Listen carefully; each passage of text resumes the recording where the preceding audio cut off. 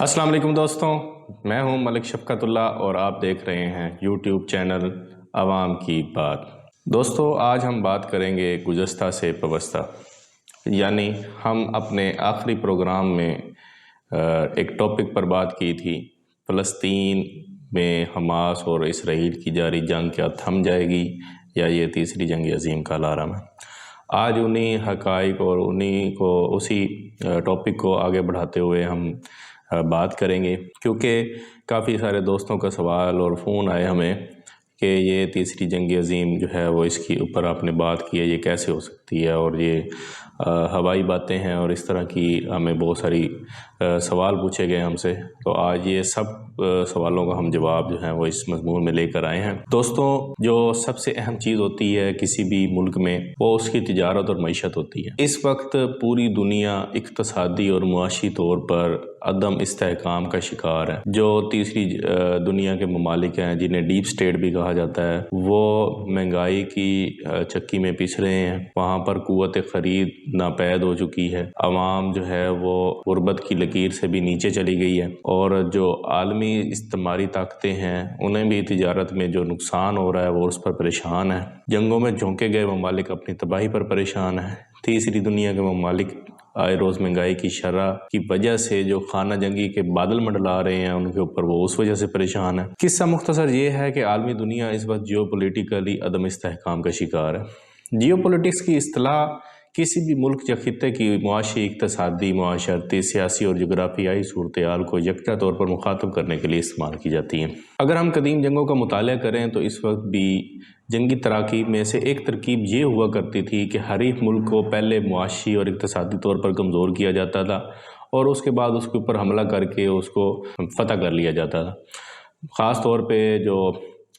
ہمارے پاس 9ویں، 10ویں، 11ویں اور 12ویں اور 13ویں صدی کے جو جنگی حالات ملتے ہیں ان میں یہ واضح طور پر نظر آتا ہے کہ منگولوں نے کس طرح 2/3 دنیا پر جو ہے وہ حکومت کی اور قبضہ کیا۔ ان کا بھی یہی طریقہ کار ہوتا تھا کہ وہ پہلے ایک ملک کے اوپر قبضہ کرنے کے لیے اس کے لیے ابلاغ اکٹھا کرتے تھے، پھر اس کے بعد ان کے اوپر تجارتی اور اقتصادی پابندیاں لگاتے تھے، بھاری بھرکم ٹیکس عائد کرتے تھے۔ ایون کہ سلجوق ریاست جو اس وقت ایک بڑی ریاست تھی، وہ بھی منگولوں کو پہلے ٹیکس دیتی رہی، اور ٹیکس میں ہی وہ اتنی کمزور ہو گئی کہ اس کے بعد وہ آسانی سے منگول اس کو فتح کر لیا انہوں نے، اناطولیہ کا علاقہ اور باقی سلجوق کی ریاست کے سارے علاقے۔ تو اسی طرح ہم برٹش سرکار کو دیکھتے ہیں، وہ انہوں نے آ کے یہاں پہ ایک کمپنی بنائی ہند کے اندر، اور پھر آہستہ آہستہ یہاں پہ تجارت کے بہانے میں زیادہ آباد ہوتے گئے، پھر یہاں کے خزانوں پر قبضہ کر لیا اور پھر آہستہ آہستہ یہاں پر قابض ہو گئے۔ اسی طرح اگر ہم آج کے ان حالات کا مطالعہ کریں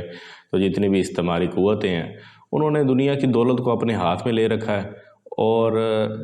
جو ممالک ہیں ان کے اندر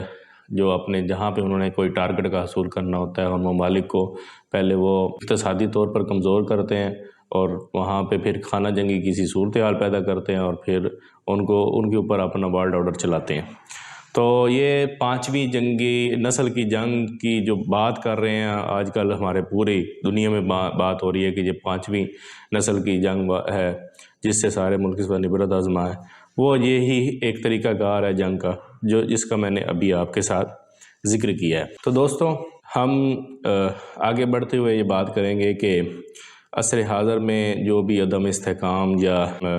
اس طرح کی بحرانی کیفیات سے ہم سب نبرت آزما ہیں، یہ سب 5ویں جنگ کی ہی صورتیں ہیں۔ یعنی اگر آپ سمجھ رہے ہیں کہ میں تیسری عالمی جنگ کی بات کرنے جا رہا ہوں تو آپ ٹھیک سمجھ رہے ہیں، کیونکہ دنیا میں معاشی طور پر جو حالات پیدا ہو چکے ہیں اس سے منظرنامہ صاف ہو چکا ہے کہ جنگ کا آغاز اب ہوا چاہتا ہے۔ دوستوں، یہ آپ کو پتہ ہوگا 2019 کے اندر جب کرونا وائرس کا حملہ ہوا تو پوری دنیا میں معیشت جو تھی وہ زمین بوس ہو گئی تھی۔ امریکہ، اٹلی، فرانس، بھارت، انگلینڈ، سعودی عرب سمیت تمام ممالک کی معاشی شرح نمو میں غیر معمولی حد تک بحران دیکھنے میں آیا تھا۔ ڈالر معاہدے پر کھڑی معیشتیں جو بھی تھیں، پیٹرو ڈالر معاہدے پر کھڑی معیشتیں جو بھی تھیں وہ متزلزل ہوتی نظر آئیں۔ یہ بات بھی عام ہو گئی تھی کہ اب تجارت کی جو لین دین ہے لوگ دنیا کے اندر، وہ پیٹرول پر انحصار کرنے والے ممالک اس میں وہ پیچھے رہ جائیں گے، انرجی کا سورس بدل جائے گا، تجارت کا طریقہ کار بھی مختلف ہو جائے گا۔ عالمی چودراہٹ کی دوڑ میں جتنے بھی لوگ میدان میں موجود تھے، ممالک موجود تھے، ان کے درمیان بھی کشیدگی شدت اختیار کر گئی تھی، اور اس حد تک کر گئی تھی کہ دو دنیا میں بڑے الائنس ابھر کر سامنے آئے۔ ایک الائنس ہمارے سامنے امریکہ کا تھا، اور دوسرا الائنس ہمارے سامنے چین اور رشیا اور ان کے ساتھ دیگر دوست ممالک کا تھا۔ لیکن اس ساری صورتحال میں سب سے بڑا نقصان تیسری دنیا کے ممالک کا ہوا، جن میں پاکستان بھی ایک، ہمارا ملک بھی بدقسمتی سے انہی ممالک میں آتا ہے، جہاں مہنگائی کی شرح دوہرے اعداد میں چلی گئی اور پھر بڑھتی چلی گئی۔ اقوام متحدہ کے سیکرٹری جنرل انتونیو گوٹرس نے اس وقت کہا تھا کہ ہم سب یہاں ایک سمندر میں رہتے ہیں، اور اس سمندر میں بہت سو کے لیے تو کشتیاں اور بڑے لگژری جہاز میسر ہیں، لیکن بہت سے لوگ جو ہیں وہ اس سمندر میں تیر کر اپنی جانیں بچانے کے لیے کوشش کر رہے ہیں۔ اقوام متحدہ کی تنظیم ہے ایک BMDT، اور اس کی رپورٹ کے مطابق پوری دنیا کو صرف سیاحت کی مد میں $935 بلین کا نقصان ہوا تھا۔ اور اقوام متحدہ کے جو ورلڈ فوڈ پروگرام کے ڈائریکٹر ہیں، انہوں نے 2020 اور 21 کی طرف اشارہ کرتے ہوئے کہا تھا کہ کرونا وبا اور جنگوں کے باعث دنیا کے 12 ممالک میں قحط اور خشکسالی آئے گی۔ انہوں نے اس وقت ملک تو نہیں بتائے تھے، لیکن ہمارا پاکستان جو ہے اس نے اس کا مشاہدہ کیا ہے، اور بڑی بری صورتحال سے ہم گزرے ہیں۔ کرونا وبا کے دور میں دنیا بھر کی GDP کو اقتصادی سطح پر $9,000 ارب کا نقصان ہوا، جبکہ امریکہ میں GDP کی شرح نمو جو تھی وہ -7.3%، برطانیہ میں 11.5%، فرانس میں 11.4%، جرمنی میں 6.6%، بھارت میں 3.7%، اور چین میں 2.6% تک آ گئی تھی۔ جبکہ جو ہمارے ملک کے قومی اقتصادی جائزے کے اعداد و شمار تھے، اس کے مطابق پاکستان کی مجموعی ملکی پیداوار کو $3,000 ارب کا نقصان ہوا تھا، $3,000 ارب کا نقصان ہوا تھا، اور پاکستان کی GDP جو تھی وہ 3% پر آ گئی تھی۔ آپ کو بتاتا چلوں کہ اس وقت پاکستان کی GDP ریٹ جو تھا وہ 5.67 یا راؤنڈ اباؤٹ 6 تھا۔ عالمی بینک کی ایک رپورٹ کے مطابق کرونا کی وجہ سے عالمی معیشت کی GDP میں 5.2% کمی آئی تھی۔ اقوام متحدہ کی ہی ایک دوسری رپورٹ میں انہوں نے کہا تھا کہ 2030 تک 13 کروڑ سے بھی زیادہ لوگ غربت کی لکیر سے نیچے چلے جائیں گے۔ دوسری بڑی وجہ اس میں، ایک وجہ تو یہ کرونا وائرس تھا معیشتوں کو تباہ کرنے کا، ساتھ ہی ہم نے پھر مشاہدہ کیا کہ روس نے یوکرین کے اوپر حملہ کر دیا، اور اس کی وجہ یہ تھی کہ یوکرین کے ساتھ ایک روس کا معاہدہ تھا، اور وہ یہ تھا کہ وہ امریکہ سے کوئی اسلحے کی جو ہے وہ سپلائی نہیں لے گا، یا وہ امریکہ کے ساتھ تعاون نہیں کرے گا۔ لیکن یوکرین جو تھا اس نے اس کی خلاف ورزی کی، تو اس وجہ سے اس نے اس کے اوپر حملہ کیا۔ امریکہ کے سرکاری ادارے انرجی انفارمیشن ایڈمنسٹریشن کے مطابق روس، امریکہ اور سعودی عرب کے بعد تیل پیدا کرنے والا تیسرا بڑا ملک ہے۔ امریکہ کی GDP کا 0.5% انحصار تیل کی مد میں روس پر ہے، اور جب چین جو ہے اس کا انحصار 2.5% ہے۔ مگر روس جو ہے وہ پولینڈ کی تیل کی جو ضرورت ہے اس کا 50% کو پورا کرتا ہے، اور ترکی کا ایک تہائی حصہ جو ہے اس کی ضرورت کا وہ پورا کرتا ہے۔ روس میں تیل کی یومیہ پیداوار جو تھی وہ 10.5 ملین بیرل تھی، جس میں سے وہ 3 ملین بیرل جو ہے وہ یورپ کو فروخت کرتا ہے۔ روس کے یوکرین پر حملے کے بعد اقتصادی پابندی کے باعث برنٹ خام تیل کی قیمت میں 39% اضافہ ہوا۔ اس کے بعد ہم نے دیکھا کہ تیل کی فی بیرل قیمت $250 فی بیرل سے بھی اوپر چلی گئی تھی۔ تیل یا انرجی یا ایندھن کے اخراجات کو تجارت کے بنیادی اخراجات کے لیے تسلیم کیا جاتا ہے۔ اگر ہم یہ دیکھیں کہ جو آج ہمارے پاس مہنگائی کی شرح ہے، یہ جو اشیاء خرد و نوش جو ہم باہر سے امپورٹ کرتے ہیں یا ایکسپورٹ کرتے ہیں، ان کی قیمتوں میں اس حد تک بے پناہ اضافہ کیوں ہوا؟ تو اس کی ایک بڑی وجہ یہ بھی تھی کہ تجارت کے اوپر جو کاسٹ آ رہی تھی وہ پہلے سے زیادہ ہو رہی تھی تیل کی قیمتوں میں اضافے کی وجہ سے۔ تو یہ مہنگائی جو تھی اس کو اسٹیگ فلیشن کا نام دیا گیا تھا، جس میں کسی بھی ملک کا معاشی جمود ہو مگر مہنگائی جو ہے وہ بڑھ رہی ہو۔ یعنی کہ اگر ایک شخص جو ہے وہ 2 ماہ پہلے 50,000 پر منتھ کما رہا تھا، 2 سال پہلے وہ 1,00,000 روپے پر منتھ کما رہا تھا، تو اب بھی اس کی جو ہے آمدنی پر منتھ وہ وہی ہے، لیکن مہنگائی کا جو ریٹ ہے وہ اس وقت کی نسبت اب کئی گنا بڑھ چکا ہے۔ روس اور یوکرین پوری دنیا کی ضرورت کا 14% گندم جو ہے وہ پیدا کرتے ہیں، اور عالمی برآمدات میں ان کا حصہ 29% ہے۔ اس طرح بڑے پیمانے پر سورج مکھی مکئی کے تیل کی پیداوار بھی کرتے ہیں۔ اجناس کی رسد میں رکاوٹ کے باعث مشرق وسطیٰ، افریقہ اور ترکی میں مہنگائی کی شرح کو مزید ہوا ملی ہے۔ لبنان، مصر اور ترکی بھی اپنی ضرورت کی گندم کا زیادہ تر حصہ روس اور یوکرین سے امپورٹ کرتے ہیں۔ اس کے علاوہ بیشتر افریقی ممالک Sudan, Nigeria, Tanzania, Algeria, Kenya اور جنوبی افریقہ بھی اجناس کا انحصار ان دونوں ممالک پر کرتے ہیں۔ میں نے اس وقت بھی ایک کالم میں اس کے اوپر بات کی تھی کہ اب جب کہ یہ روس کے اوپر جو ہے وہ اقتصادی پابندیاں لگ گئی ہیں، تو پاکستان کو چاہیے کہ وہ اپنی کھاد اور اپنی گندم جو ہے وہ عالمی مارکیٹ میں لے کر جائے اور اپنی تجارت کو بڑھائے۔ تو یہ خیر ہمارے ملک کی انتظامیہ اور حکومت کی نااہلی تھی کہ انہوں نے اس سے فائدہ نہیں اٹھایا۔ روس کھاد برآمد کرنے والے بڑے ممالک میں سے بھی ایک ہے، اور ایک یارا فرٹیلائزر کمپنی ہے، اس کے مالک ہیں سیون ٹورہوسٹر۔ بی بی سی کو اس نے انٹرویو میں بتایا کہ دنیا کی آدھی سے زیادہ آبادی کو خوراک صرف کھاد کے استعمال کے نتیجے میں ملتی ہے۔ اس مہنگائی کی لہر سے لڑنے کا فارمولہ پاکستان جیسے دیگر ممالک نے شرح سود میں اضافہ کرنے کی صورت میں نکالا۔ ظاہر ہے جب ایک مہنگائی کی شرح مسلسل بڑھ رہی تھی اور آمدنی جو ہے وہیں رکی ہوئی تھی، تو انہوں نے عوام پر ٹیکسوں کی مد میں اپنے جو خسارے ہیں ان کو پورا کرنے کی کوشش کی۔ صرف پاکستان نہیں بلکہ دیگر ممالک نے بھی اسی فارمولے کو ہی اپنایا۔ تیل کی قیمتیں بڑھنے کی وجہ سے ایشیائی برآمدات شدید متاثر ہوئیں اور بے یقینی کی فضا سنگین ہوتی گئی۔ اب یہ تھا روس اور یوکرین جنگ کا خمیازہ جو بھگتنا پڑا ساری دنیا کو۔ اسی طرح اب جو معیشت اور اقتصادیات کے اوپر اور جغرافیکلی اور سیاسی طور پر مختلف ممالک میں جو اثر انداز ہونے والی چیز ہے وہ یہ 2023 کے اختتام پر اکتوبر میں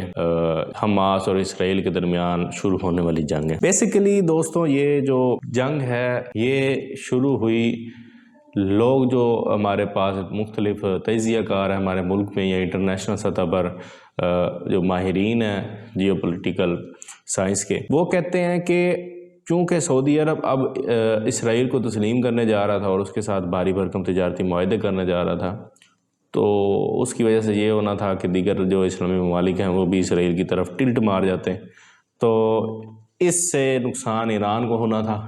تو ایران چونکہ حماس جو ہے اور جو حوثی ہیں یمن کے اندر، ان کو جو ہے وہ سپورٹ کرتا ہے ایران، ان سارے ملیٹنٹ گروپس کو، تو ایران نے جو ہے وہ اس معاہدے کو روکنے کے لیے یہ حملہ عین 2 دن پہلے کروایا، جب سعودی شہنشاہ محمد بن سلمان اور اسرائیلی جو صدر ہے ان کا آپس میں اس کے اوپر ٹاگ ہونا جا رہا تھا یا معاہدہ ہونے جا رہا تھا باقاعدہ۔ اس کے بعد کیا ہوا کہ بہت سارے ممالک بلکہ پوری دنیا کے ممالک بالواسطہ یا بلا واسطہ اس جنگ کا جو ہے وہ حصہ بن گئے ہیں، کیونکہ مسلمانوں کی آپس میں ایک دینی رشتہ ہے اور دوسری طرف جو ہیں وہ عیسائی اور یہودی ہیں، تو یہودیوں نے ہمیشہ عیسائیوں کی دولت کو کنٹرول کیا ہے اور ان کا بھی ایک آپس میں ایک تعلق ہے، ان کا ایک مقصد ہے، وہ اس مقصد کے حصول کے لیے آج تک سرگرم اور عمل ہے، بلکہ ہسٹری بتاتی ہے صلاح الدین ایوبی کے دور میں بھی جو صلیبی جنگیں شروع ہوئی تھی اس کے پیچھے بھی یہودیوں کا ہاتھ تھا، اور جب سلطنت عثمانیہ کے آخری جو تھے بادشاہ جو اپنے آپ کو خلیفہ بلواتے تھے، عبدالحمید پاشا جو تھے، ان کے دور میں بھی جو لارنس آف عربیہ ایکٹیو تھا، اس کا بھی مقصد یہی تھا کہ نیل اور فرات کے درمیان ایک ایسی ریاست قائم کی جائے جو ان کی کتابوں کے اشاروں کے حساب سے ہے جو بھی ہے، لیکن اس سارے سنیریو میں پھر جو ہے وہ دنیا دوبارہ تقسیم ہو گئی اور ایک دفعہ پھر سے جو ہے وہ ایک دوسرے کے آمنے سامنے آ گئے۔ تو اب جو ہمارے پاس سچویشن ہے وہ یہ ہے کہ اس حملے کے بعد وسطی ایشیا، ساؤتھ ایشیا اور مشرقی ایشیا سمیت یورپ، سعودی عرب، مصر اور دیگر ممالک کی معیشت پر بڑا گہرا اثر پڑا ہے۔ معاشی اثرات تمام خطوں کے ممالک کو غیر مستحکم کر رہے ہیں۔ ایشیا کے سمندر سے اچھا اب یہ جو خطہ ہے یا یہ جنگ ہے یہ کیوں ہے، ہم اس کے اوپر بات کریں کہ پوری دنیا کی جو ٹریڈ ہے اس کا وہ 80% سمندروں کے راستے پر ہوتی ہے۔ یہ جو سمندروں کے راستے ہیں ان میں سے ایک بر اعظم سے دوسرے بر اعظم میں یا ایک اوشن سے دوسرے اوشن میں داخل ہونے کے لیے کچھ چوک پوائنٹس ہیں پوری دنیا کے اندر۔ ان میں سے جو 2 اہم چوک پوائنٹس ہیں وہ ہیں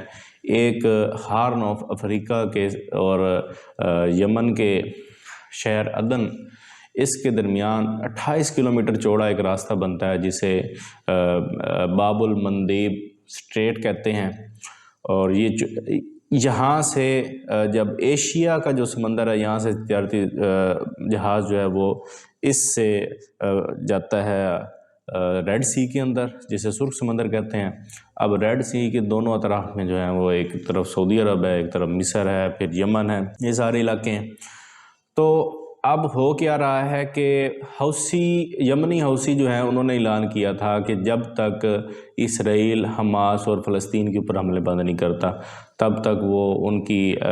فلسطینیوں کی حمایت جاری رکھیں گے۔ اب چونکہ اسرائیل جو ہے وہ یمن سے 2000 کلومیٹر دور ہے اور وہ ڈائریکٹ اس کے اوپر اٹیک نہیں کر سکتے، اس لیے انہوں نے یہ حل نکالا ہے کہ جتنے بھی تجارتی جہاز جو اس راستے سے جائیں گے اور ان کے اوپر اسرائیل کا جھنڈا ہوا یا وہ اسرائیل سے آ رہا ہوا یا اسرائیل کی طرف جا رہا ہوا یا اس کے اوپر کوئی بھی اسرائیلی باشندہ ہوا تو وہ اس کے اوپر حملہ کر کے اس کو تباہ کر دیں گے۔ اس کے بعد اس اعلان کے بعد اور جب سے یہ معاملہ شروع ہوا ہے پچھلے کچھ عرصوں میں اب تک جو حوثی ہیں یمنی انہوں نے 13 تجارتی جہاز جو ہیں ان کو نشانہ بنایا ہے، جس سے امریکہ اور یورپ اور اسرائیل کو اربوں ڈالر کا نقصان ہوا ہے۔ اب یہ جو نقصان ہوا ہے اس سے کیا ہوا کہ اس طرف جتنی بھی تجارت تھی اور اس کی جو مین بڑی کمپنیاں کے جو جہاز تھے جو اس سامان کی آمد و رفت کروا رہے تھے وہ انہوں نے اس راستے سے تجارت جو ہے وہ روک دی۔ اچھا دوسرا راستہ یعنی کہ اب یہ بات ہے کہ ریڈ سی میں تو جہاز داخل ہوا، ریڈ سی کے اندر جب مصر کا مقام آتا ہے تو مصر کے پاس سوئز کینال ہے جہاں سے یہی ریڈ سی سے ہوتا ہوا جو تجارتی جہاز ہے جو شپ ہے وہ یورپی سمندر میں داخل ہو جاتا ہے اور وہاں سے پھر یورپ، امریکہ اور اسرائیل اور سارے ملکوں میں وہ پھیل جاتا ہے۔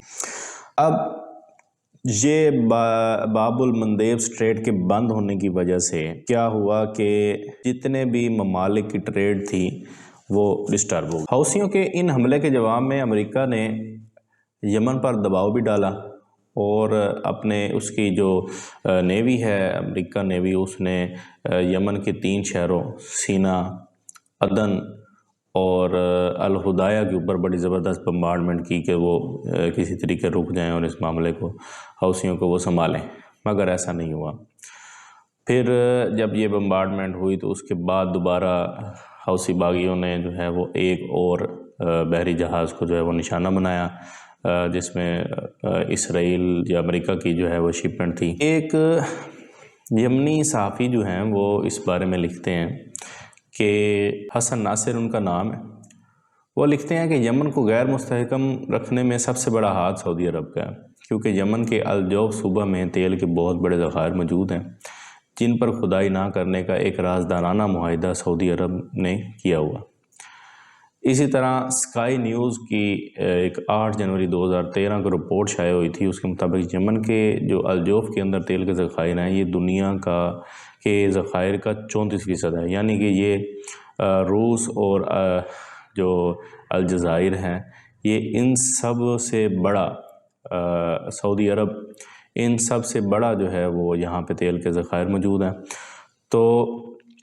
اس سے صورتحال اس لیے پیدا ہوتی ہے کہ ایرانی پشت پناہی حاصل کرنے والے یمنی حوثی جو ہیں انہوں نے اسرائیل کو فلسطین پر حملے کے بعد جو ہے وہ مذمت کی ہے اور اس کے اوپر وہ ایکٹیو ہیں۔ تو اب وہ اس راستے کو اس چوک پوائنٹ کو بند کر کے کھڑے ہوئے ہیں جس کی وجہ سے پوری دنیا کی ٹریڈ اور معیشت جو ہے وہ ڈسٹرب ہو رہی ہے۔ ایسے دور میں امریکہ نے عالمی دنیا سے تعاون کی اپیل کی ہے، مگر ہمارے سامنے جو اس وقت صورتحال ہے وہ یہ ہے کہ مصر، سعودی عرب، UAE انہوں نے اس کا کوئی جواب نہیں دیا، وہ خاموش ہیں۔ برطانیہ کے علاوہ اسپین ہے، فرانس ہے اور دیگر جو اس کے تعاون والے ممالک ہیں، اٹلی ہے، انہوں نے اس میں امریکہ کا تعاون کرنے سے صاف انکار کیا ہے۔ اور ساتھ ہی کیا ہوا ہے کہ جب برطانیہ نے امریکہ کے ساتھ دینے کا اعلان کیا ہے اور امریکہ نے یمن کے اوپر حملہ کیا ہے کہ حوثی باغی جو ہیں وہ تھوڑا پریشرائز ہو جائیں، تو انہوں نے ایک نیا بیان جاری کیا ہے، دھمکی دی ہے کہ اگر اسرائیل کے جو ہے وہ زمینی حملہ کرے گا غزہ کے اوپر تو وہ اس سمندر کے اندر موجود جتنی بھی انٹرنیٹ کیبل ہیں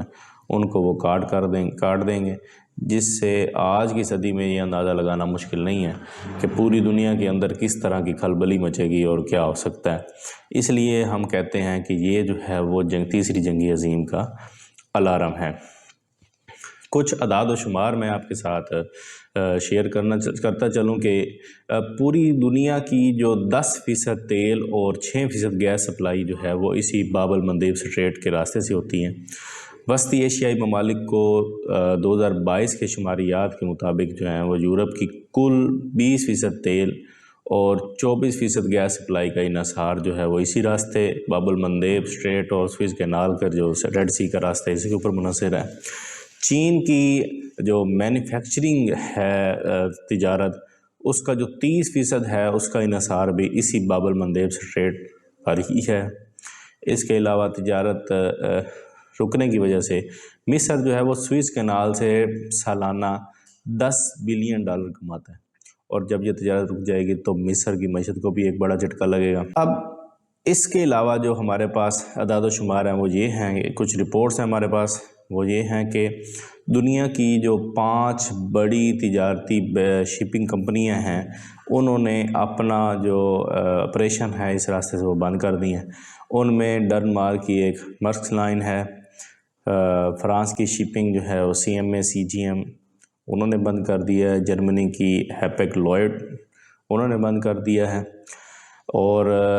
اس کے علاوہ سوئٹزرلینڈ جو ہے اس کی MSC اس نے بھی بند کر دیا ہے، جبکہ برطانوی پیٹرولیم کمپنی نے بھی حال ہی میں بیان دیا ہے کہ وہ بھی اس راستے سے تجارت جو ہے وہ بند کر دیں گے۔ اس سارے سینیریو میں کیا ہوا ہے کہ جو انشورنس لاگت ہے اس میں بھی 10 سے 20 گنا اضافہ ہو گیا، تو یہ جو تجارت ہے اب یہ مزید مہنگی ہو گئی ہے۔ اور اب چین، پاکستان اور مسلم ممالک کی جو نمائندہ تنظیم ہے OIC، وہ اقوام متحدہ میں اس بات پر زور دے رہی ہے کہ اس جنگ کو روکا جائے اور یہ جنگ نہ ہونے دی جائے، کیونکہ اس کا جو نتیجہ ہے وہ اچھا خاص نہیں ہوگا۔ اور سعودی عرب جو ہے اس کا بھی حال ہی میں ایران کے ساتھ امن معاہدہ ہو گیا، اس لیے بھی وہ امریکہ کے ساتھ کوئی تعاون نہیں کر رہا۔ تو اگر ہم اس سارے جیو پولیٹیکل صورتحال کے اوپر نظر دوڑائیں اور ہم دیکھیں تو ہمیں جو اس وقت نظر آ رہا ہے وہ یہی ہے کہ اگر اسی طرح تھرڈ ورلڈ کنٹریز کے اندر مہنگائی کی شرح بڑھتی رہے، جو کہ بڑھ رہی ہے کیونکہ تجارت ڈسٹرب ہے، جب تجارتی کوسٹ بڑھ رہی ہے یا تجارت رک رہی ہے تو ممالک کے اندر جو مہنگائی ہے وہ اس کی شرح نمو بڑھتی رہے گی، GDP ریٹ نیچے آتے رہیں گے، اور وہاں پہ خانہ جنگی کی سی صورتحال، سیاسی عدم استحکام جو ہے وہ بڑھتا رہے گا۔ تو آج یہ ساری صورتحال کا اگر ہم ایک جائزہ جیسے ہم نے لیا ہے، ہم نے بات کی ہے اس ساری صورتحال کے اوپر، تو یہ واضح ہے کہ اگر اسرائیل اور ایران کے اس جھگڑے کو روکنے کے لیے دنیا کردار ادا نہیں کرتی، غزہ کے مسلمانوں کو جو ہے وہ اس کے بارے میں دنیا، عالمی انسانیت اور انسانیت کے حقوق کے لیے جو تنظیمیں انٹرنیشنل لیول پر کام کر رہی ہیں وہ اپنا کردار ادا نہیں کرتی، یہ اسرائیل واضح طور پر کئی ایسے ممالک میں سے ایک ہیں جو نسل کشی کی بنیاد پر بنے ہیں یا معرض وجود میں آئے ہیں، تو جو فلسطینیوں کا جائز حق ہے وہ ان کو واپس دینا چاہیے اور ان کی آباد کاری جو ہے وہ دوبارہ ان علاقوں میں ہونی چاہیے جیوش جو ہیں ان کو بھی غیر انسانی اور اس طرح کے معاملات سے پرہیز کرنا چاہیے، یہی کچھ وجوہات ہیں جس سے دنیا میں امن جو ہے وہ بحال ہو سکتا ہے۔